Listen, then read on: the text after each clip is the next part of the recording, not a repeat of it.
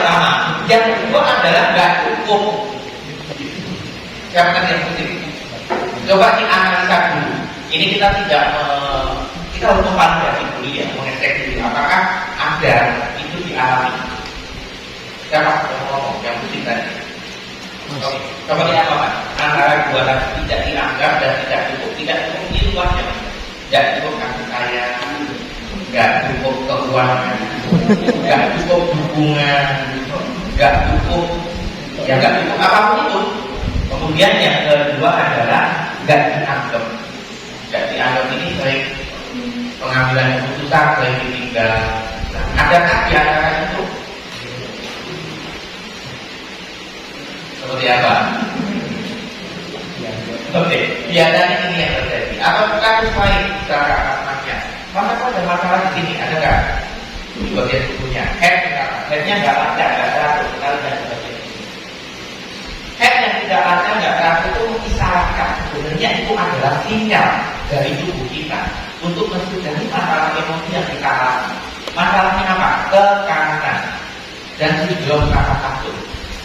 Biasanya orang yang pernah berzina, gitu kan, tadinya jenis apapun, ketika ketakutannya muncul, dia akan yang diserang adalah bagian organ, bagian kelamin dan juga dubur. Gitu. Karena tekanan dan begitu sangat berat dalam hidupnya. Gitu. Dan juga yang lain-lain, ya. Misalkan lain-lain itu ada yang perempuan, dia sampai usia 30 tahun itu tidak head, tidak head sama sekali. Begitu. Ternyata ketika kita telisik di dalam keluarganya, dia mengalami beban berat yang begitu sangat luar biasa. Kok bisa? Karena dia anak pertama, kemudian anak tuanya dia itu lebih baik dibanding dia. Orang tuanya lebih mengeluh-elukan anak kedua, sehingga dia tertekan dengan kondisi tersebut. Dia merasa jelek, dia merasa gak berharga, yang membuat tubuhnya menjadi lebih melam. Kenapa? Karena dia tidak mencintai dirinya sendiri. Gitu ya. Maka ketika tekanan ini kita bantu ini, headnya keluar. Tapi karena dia lebih mencintai masalahnya, tekanannya dikembalikan lagi, headnya mametan. Jadi nggak cara pulang. Ya, jadi ini masalah tekan. Jadi kalau teman-teman nanti sudah megang itu, temanmu ada keluhan-keluhan apa? Dilihat aja. Kalau lagi yang paling banyak masalah rumah tangga itu bagian kanan. Ya, jempol bukan itu kurang. Ada banyak yang ibu-ibu dia ini jempolnya ini rasanya sakit nggak enak, sudah datang ke dokter saraf, ke dokter macam-macam masih kasih obat, bertahun-tahun nggak sembuh. Ternyata ketika dicek di dalam keluarganya, suaminya nggak support dia menjadi tulang punggung, padahal tulang rusuk. Tulang aja. Dia masa nggak punggung, sudah dia jadi tulang punggung paksaan, gitu kan, karena kondisi masih suaminya tidak memberikan dukungan, masih pengen menang sendiri.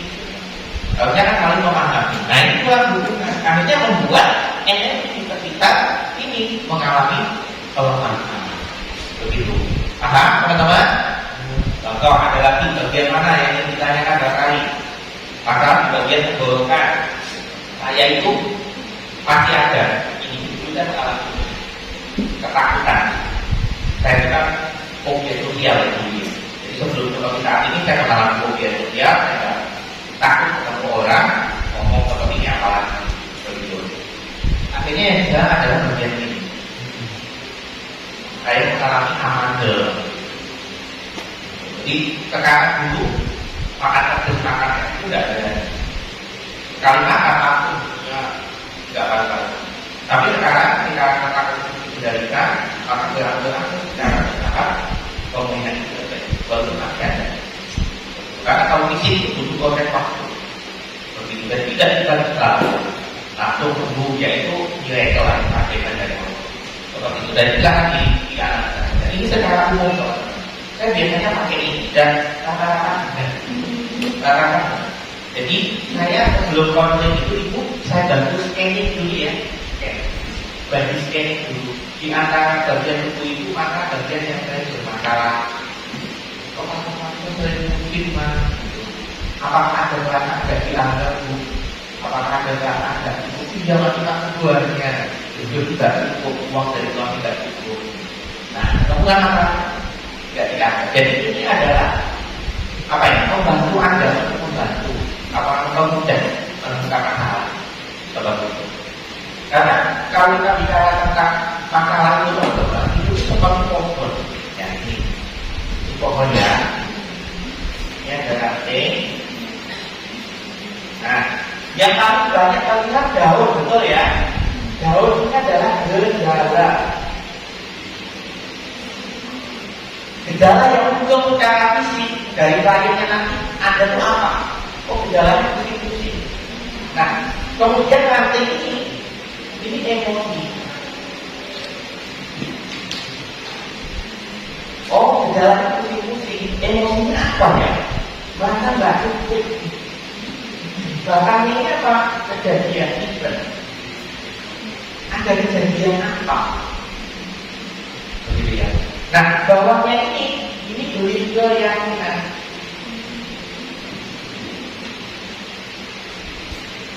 Maka yang kita sampaikan adalah keyakinannya.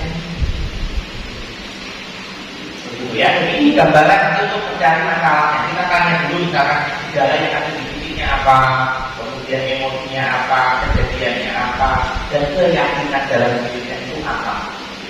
Oke, kita langsung. Nanti biar praktek juga. 85% penyakit yang ada dalam tubuh kita disebabkan karena faktor emosi. Jadi kalau teman-teman tidak menjaga betul-betul emosi teman-teman, sakit itu gampang sekali, sangat gampang.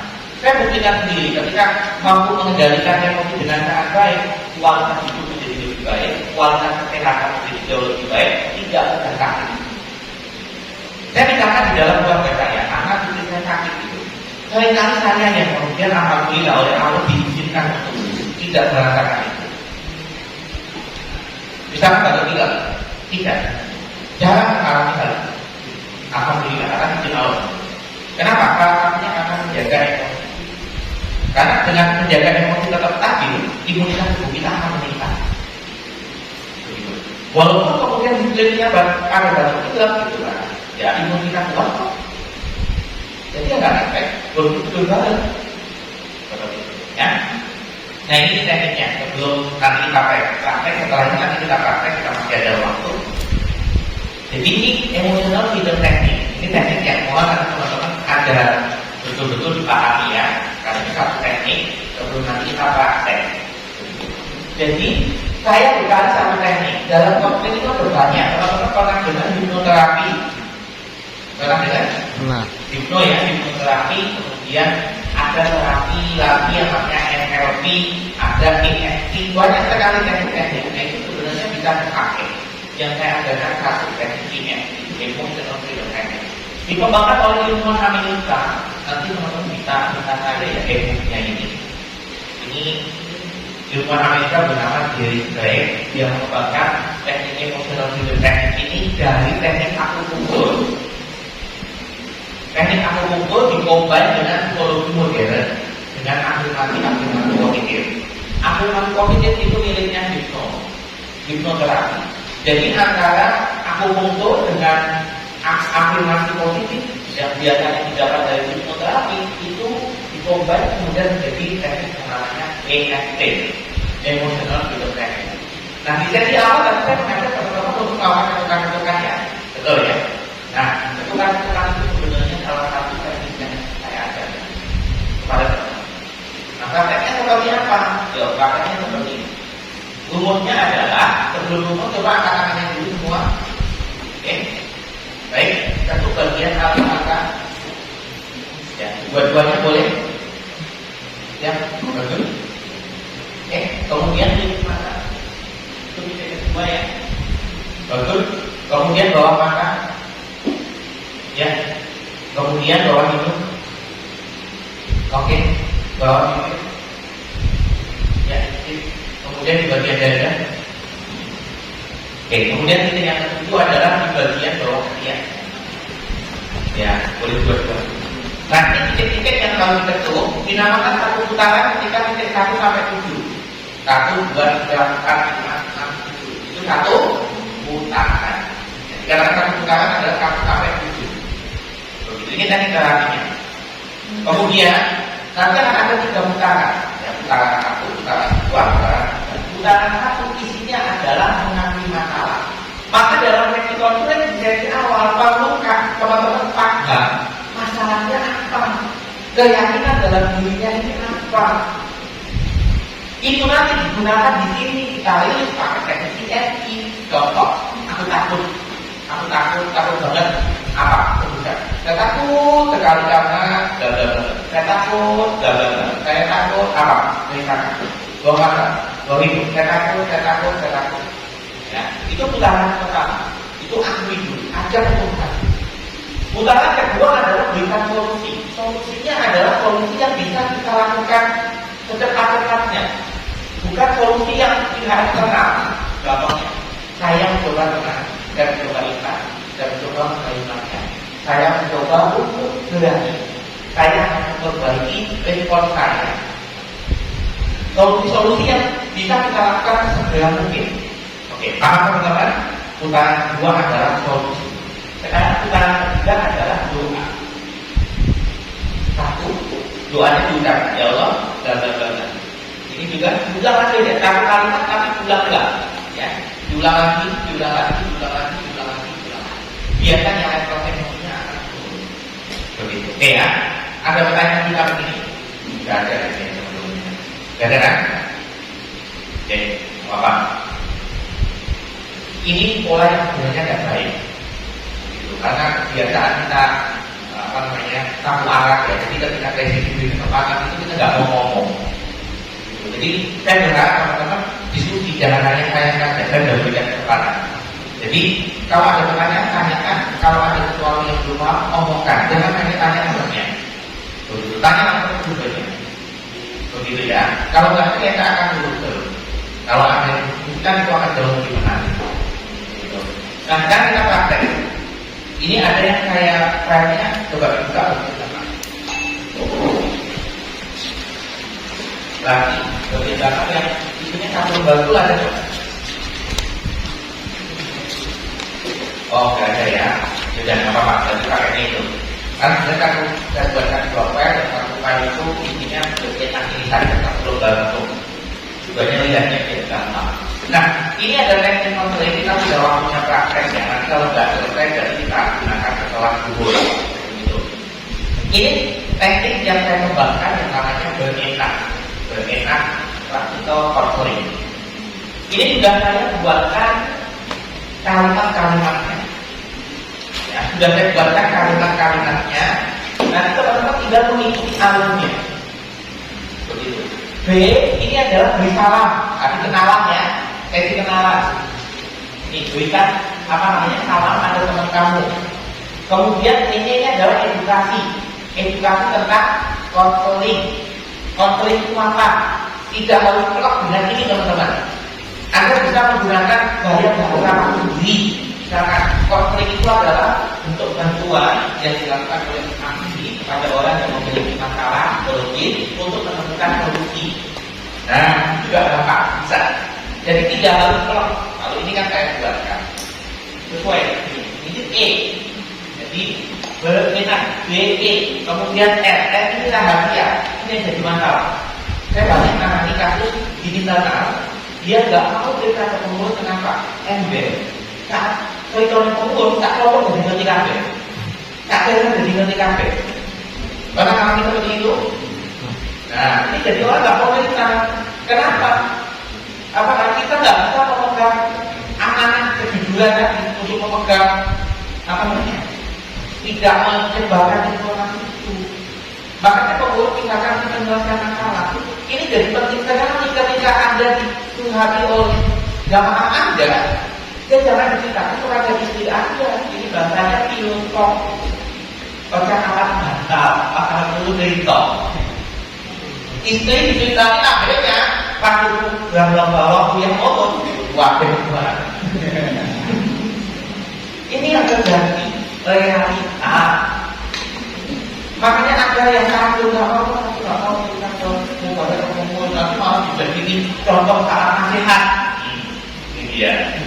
Ini juga mohon dihindari teman-teman. Nah, jadi ini contoh saat nasihat. kemudian malah disebar, diceritakan ke yang lain. Jadi kalau memang Anda siap menjadi seorang wartawan, Anda harus siap untuk memegang amanah itu untuk tidak menyebarkan informasi kepada siapapun tanpa izin. Saya tuliskan testimoni klien-klien saya semua izin di dalam buku pertama saya. Ya, jadi ini jelaskan bahwa testimoni ini rahasia supaya teman Anda percaya dan nyaman bercerita. Karena kadang-kadang dalam testimoni itu masalahnya ada masalah yang sangat sensitif. Kalau kita tidak memberikan keyakinan ini, meyakinkan dia nggak mau cerita. Intinya nggak ada gunanya. Dan kalau katakan di awal, kalau ibu sama bapak nggak bercerita awal, maka nggak ada gunanya juga konflik ini. Ya, oke, itu F. Kemudian U ini ungkap. Ungkap ini ajak pemenung mengungkapkan masalah emosi yang sedang dialami. Nah, ungkapkan saja. Ya, nanti teman-teman ikut ini aja, tapi ini kita pakai. Gitu. Ini ber-U, ya, ber-U tinggal enak. Enaknya apa? Kita lihat eksplorasi. Eksplorasinya apa? Jadi posisi SWOT itu kekurangan, kelemahan, kelebihan, tantangan dan lain sebagainya. Kemudian ide dan solusi. Contoh pertanyaannya apa? Jika aku punya skala 1 sampai 10, di mana 1 kamu sangat tidak terganggu dengan masalah kamu, dan sedangkan 10 adalah sangat terganggu. Saat ini skala berapa yang kamu rasakan? Tujuannya supaya kita tahu aspek dan resikonya. Setelah waktu ini semua ada di angka berapa? 5, tapi berapa? 10. Ada peningkatannya? Alhamdulillah. Itu. Lanjut. Seperti apa gambarannya? Lagi. Seperti apa keyakinan itu untuk bisa menyelesaikan masalah ini? Ini pertanyaan-pertanyaan nggak cukup. Gitu. Oke, ini E. Kemudian N, ini nasihat. Dalam sesi konseling boleh jadi sisi nasihat, jangan langsung tiba-tiba di awal beri nasihat. Betul. Kecuali yang ngasih nasihat ini punya autoriti figur yang dahsyat. Contoh, dia ini ngefans sekali sama saya. Dia ngomong itu bapak umur dan lain-lain dia itu gagal. Kenapa saya ngomong langsung dia, oke nanti besok saya berubah. Dia ngomongin bodoh. Kenapa? Karena autoriti figurnya tinggi sekali. Dia benar-benar sangat yakin pada saya. Nah itu biasanya ini nasihat ya. Jadi nasihat berikan beberapa opsi solusi untuk menguatkan ide yang telah diungkapkan. Nah ini bisa pakai teknik EFT. Ya, ini aku memahami perasaan dan bla. Kemudian diajak untuk teknik-teknik. Kita rasa.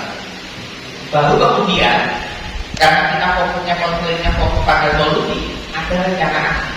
Rencana aksi ini alatnya penting untuk membuat rencana aksi. Setelah ini apa yang akan kamu lakukan? Ya, ini pertanyaan. Baru nanti konseling. Apa namanya? Kesimpulan. Sama ini ada yang ditanyakan dulu sebelum kita pakai. Kali kita pakai. Tidak ada. Silakan. Dengan saya tanya sama kali sudah pahamkan. Insya Allah. Pintar ya. Mantap. Ayo silakan. Oke, silakan. Pakai mic. Bisa saya. Sebutkan nama ini. Nama kan? Cek. Nama saya Adi. Untuk teknik baru enak ini tadi kan dari yang pertama sampai yang saya lihat di aksi. Aksi ini kan perlu kita mengembangkan ide yang ada di dalam diri kita. Kita harus mempunyai wawasan juga, pengalaman. Nah, untuk pemula seperti kita itu bagaimana dalam menyelesaikan masalah? Kita itu baru belajar dan kalau memberikan nasihat dan aksi ini kan saling kesinambungan. Jadi yang pertama kali kita pelajari dalam memberikan solusi itu contoh garis besarnya seperti apa dulu. Oke, baik. Saya ambilkan atas pertanyaan dari Mas Adi ya, begitu. Jadi teman-teman, kembali ke hukum sebelumnya bahwa hampir setiap orang sudah punya solusi akan hidupnya. Jadi kita tidak akan berharap tapi dia yang memberikan solusi apa? Sejatinya orang yang punya masalah dia sudah punya solusi, cuma butuh dikuatkan. Itu aja. Jadi tugas kita menggali ide. Ide itu kamu punya ide apa? Kita tanya ke klien kita. Bukan selalu kita yang harus memberikan. Kecuali kalau kapasitas kita udah tinggi, itu nggak masalah. Tapi kalau belum, ya udah tapi ide kan. Diajak saja untuk menggali ide. Nanti kita praktekkan ya. Oke. Setelah ini nanti saya jadi klien, teman-teman jadi konselor. Nanti akan bergiliran satu-satu memberikan pertanyaan. Begitu. Sesuai atau ini. Ini teman-teman menggunakan alur ini saja loh, konselornya udah jalan loh. Makanya saya buatkan ini supaya teman-teman mulai itu tidak kokoh-kokoh. Gitu. Aku tuh ngomong ini, memulainya gimana, menggali idenya ini, tekniknya gimana, kesimpulannya seperti apa, udah saya buatkan pertanyaannya. Sambil mau coba tidak apa. Ya, ada pertanyaan lagi barangkali sebelum kita praktek. Gak ada? Bapaknya? Ya, silakan Pak. Mic-nya bisa kita tulis ke belakang. Sebutkan apa saja.